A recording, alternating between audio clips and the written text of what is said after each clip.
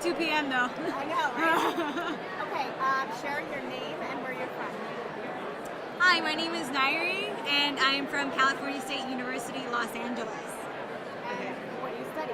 I'm currently studying accounting. What got you into accounting? Well, when I first started attending community college, I was actually a biology major.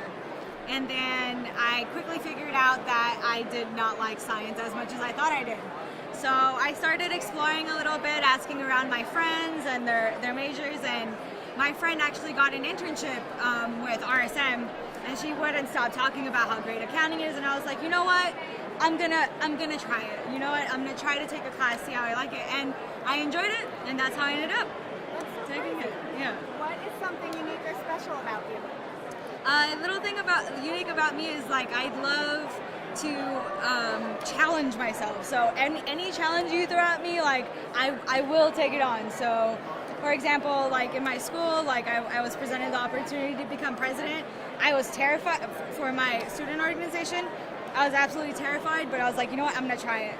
And then I was offered to start doing event planning, and in the beginning of the year for like bridal showers and parties, and I took it on. And then I also did like a boot camp challenge. So it's like, and it's literally, the boot camp is called the challenge, like the 6-week challenge. So I beat that too. It's like, just throw me challenges, as many as you can. Now, were you always like that, or is there something in your life that kind of shaped you to be that challenge-oriented person? I feel like I was a lot more shy before, and I wouldn't take the risks that I needed to, and I saw that I was falling behind, and I wasn't keeping up with the people around me, like the people I grew up with, I went to high school with. I became so discouraged because they were moving forward in their lives, they were already getting their degrees and everything, and I felt stuck. So I was like, you know what, like I need to step out of my comfort zone. I need to figure out how to challenge myself in different ways, because that's the only way I can grow, and that's the only way I can propel myself forward. Girl, you learned it young. That's great. Yeah. Okay, any special fun hobbies, or what do you do for fun? Oh, so throughout high school, I took dance lessons for 5 years. So my passion, like on the weekend, whenever I find time between my 2 jobs, I go salsa dancing and bachata, and I just love it. It's so fun. That's the third time I've heard that. What is it? Bachata? Bachata. Bachata. Yeah. Someone do bachata. Yeah. Did you see? No. It's a lot side to side. No. I don't know if I'll be able to do it. That's okay. I will not force you to do that.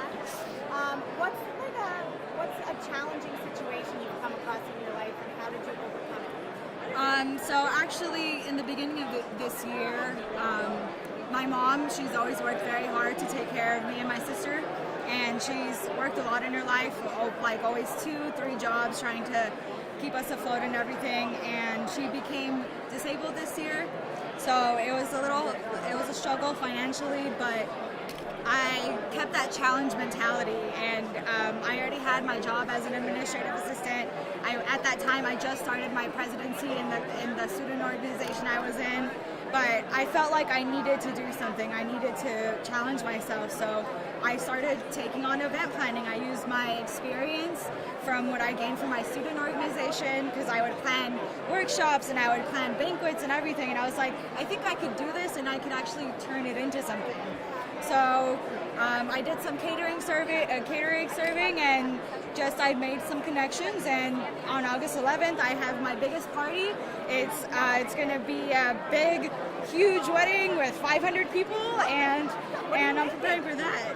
What's like an exciting thing that you're looking forward to in that wedding? Oh, so I'm Armenian, so Armenian weddings are huge. They're big. They're a huge deal. They non-stop. It's all about partying. It's all about having a good time. So what happens is, like, from 10 in the morning, all the family goes to the groom's house. They dance. They have a few drinks. They pick them up.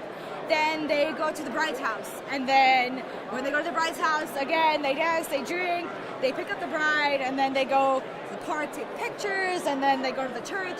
And then finally, like at 7 p.m., they go to the reception. And they will not leave the reception until like 3 a.m.